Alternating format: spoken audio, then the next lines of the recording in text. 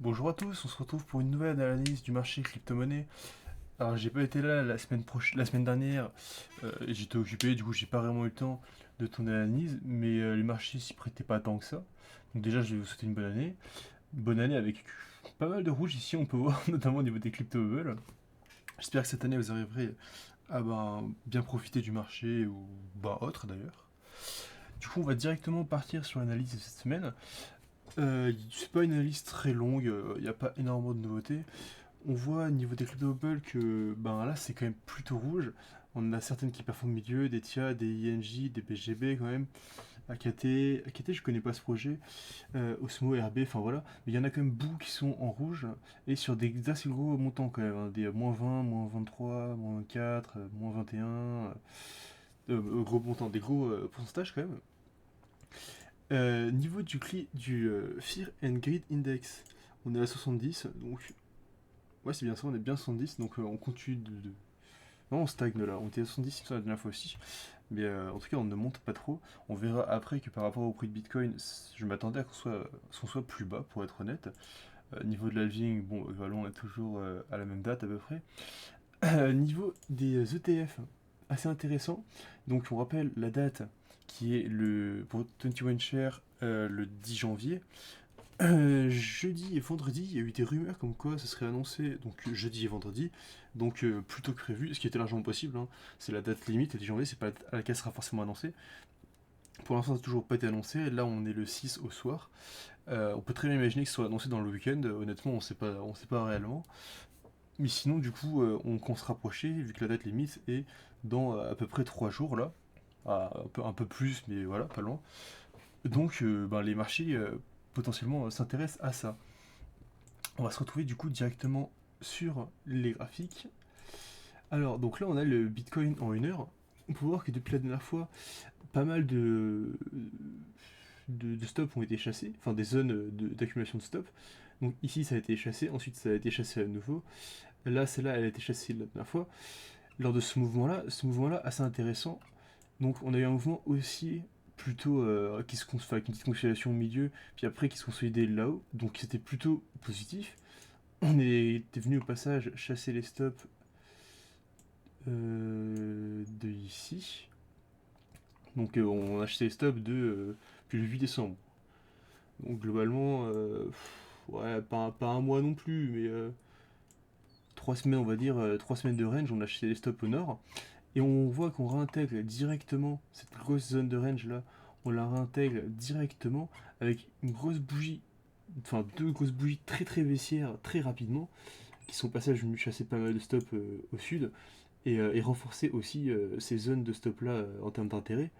Et après, le prix est venu se stabiliser au milieu, et depuis, on est sous forme d'un entonnoir. On voit bien le triangle là.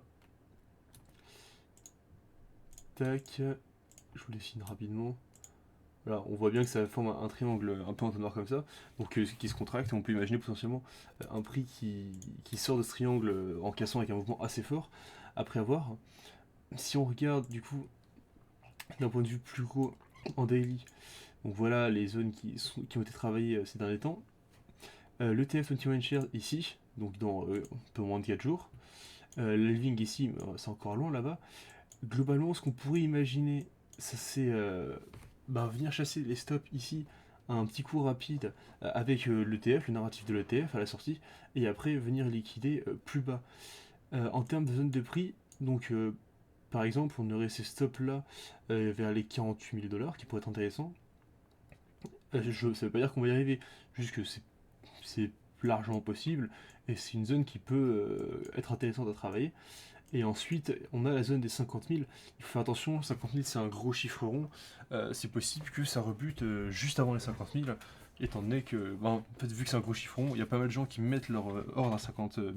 Et du coup, les initiés vont plus avoir tendance à, par exemple, mettre 50 900 ou 50 800. Ce qui fait qu'en vrai, 50 000 peut ne pas être atteint. Voilà, si ça se trouve, ça va péter, on va aller à 55. Voilà, j'en sais rien. Et ensuite, la zone d'après, on va avoir 52 000 qui peut être également intéressant. Donc, à voir au niveau d'ici, c'est les zones au niveau du nord, enfin au nord. Et après, en termes de zone de prix au sud, on a tous ces stops ici. Honnêtement, ça m'étonnerait qu'on vienne les chasser maintenant avant l'annonce des ETF. Après, je verrais bien, du coup, potentiellement un prix qui monte ici jusqu'aux 50 000, je sais pas, et qui ensuite viendrait chasser tout ça au passage, et qui viendrait peut-être revenir dans cette zone pour chasser ces stops là, avec au passage un premier arrêt du mouvement jusqu'ici. Si on le modifie maintenant et qu'on passe jusqu'ici, voilà, on est sous le premier arrêt maintenant. Hop, je remets là. Et ce qui du coup nous donnerait un endroit vers les 37 à 34 000 en gros. Alors, qui donnerait sur le Bitcoin des prix assez intéressants. Regardons au niveau d'Ethereum du coup, ce que ça donne.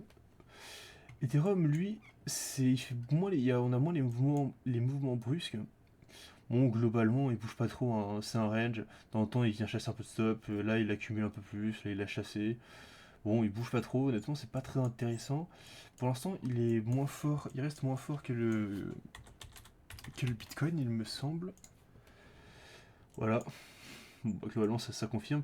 Là, il avait essayé de se consolider un peu, de faire un petit range pour potentiellement partir. Pour l'instant, c'est pas très concluant et continue de baisser. Ethereum contre le Bitcoin. Donc, pas très concluant. Et tout ça, c'est les derniers mouvements assez baissiers fortement qu'on a eu, enfin fortement, avec notamment les grosses bougies, bah, ça a entraîné des baisses très significatives sur les alts qu'on a vu notamment au début sur les crypto bubbles. Tout ça là, c'est dû à la baisse du Bitcoin sur la bougie très rapide là. Et du coup, on peut voir qu'au niveau du Total 3, donc, qui est l'ensemble du marché en enlevant Bitcoin et Ethereum, donc les alts plus les stablecoins globalement, ben, on voit que on avait un range de longue date hein, depuis juin 2022. Donc c'est vraiment un range de longue date. Et que globalement, on avait réussi à break, après une tentative de consolidation ici, on a réussi à break, on tentait de consolider à nouveau au-dessus maintenant pour se maintenir. On a tenté de enfin, le prix a tenté de réintégrer le range, ça a été rejeté une première fois, là ça a été rejeté une deuxième fois, attention, si ça réintègre réellement et que ça commence à consolider dessous, c'est pas top et on peut imaginer repartir dans le range et du coup, repartir dans le range, globalement, vous savez ce que ça veut dire, voilà, là j'abuse évidemment, mais dans l'idée c'est ça. Donc là, attention à voir, et on peut imaginer que les alts vont facilement morfler si on redescend ici. Donc globalement, si je devais faire un petit récap pour les 2 dernières semaines passées, ben on est très proche de l'annonce des ETF.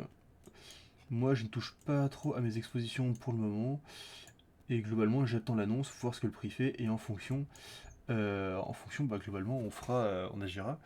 En fonction de l'annonce de TF et de ce que le prix fait, je referai peut-être une analyse plus tôt que d'ici une semaine pour le jour de l'annonce des ETF ou le lendemain. Enfin, je verrai, c'est possible qu'il y en ait une plus tôt que prévu.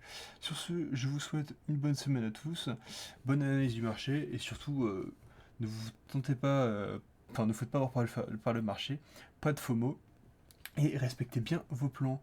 Bonne semaine!